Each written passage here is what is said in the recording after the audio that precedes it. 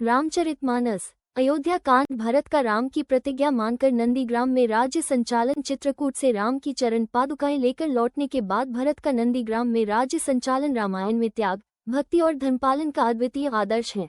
राम ने स्पष्ट कह दिया था कि वे पिता दशरथ के 14 वर्ष के वनवास वचन को नहीं तोड़ेंगे। भरत ने लाख विनती की, पर जब देखा कि राम अडिग हैं, तो उन्होंने राम से उनकी चरण पादुकाएं मांग ली, ये कहते हुए कि यदि आप स्वयं नहीं चल सकते तो आपकी पादुकाएं ही अयोध्या में आपका प्रतिनिधि बनकर राज्य करेगी। पादुकाएं लेकर भरत अयोध्या लौटे, पर सीधे राजमहल नहीं गए। नगर से बाहर नंदीग्राम नामक स्थान पर एक साधारण कुटिया बनाकर रहने लगे।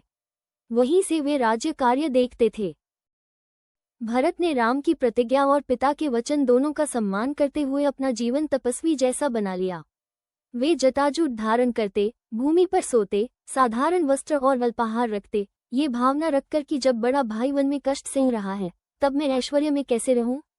राज सिंहासन पर स्वयं नहीं बैठे, बल्कि राम की पादुकाओं को ही सिंहासन पर स्थापित किया। दरबार में घोषणा की कि असली राजा राम हैं, मैं तो केवल उनका सेवक प्रतिनिधि हूँ। वे स्वयं नीचे या बगल में विनम्र भाव से बैठकर सभा चलाते, निर्णय लेते समय सदैव ये भाव रखते कि यह सब राम के नाम से हो रहा है। राज्य संचालन में भरत ने धर्म, न्याय और प्रजाहित को सर्वोपरि रखा।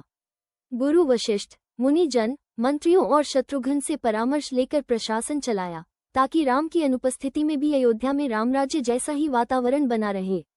नंदीग्राम में वे प्रतिदिन राम की दिशा में निहारते, दिन गिनते कि कब 14 वर्ष पूरे होंगे और वे राज्य पुनः राम के चरणों में समर्पित कर सकेंगे।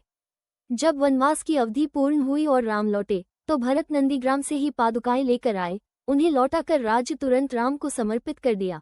इस पूरे प्रसंग में भरत दिखाते हैं कि सत्ता उनके लिए भोग नहीं, केवल राम सेवा का दायित्व है।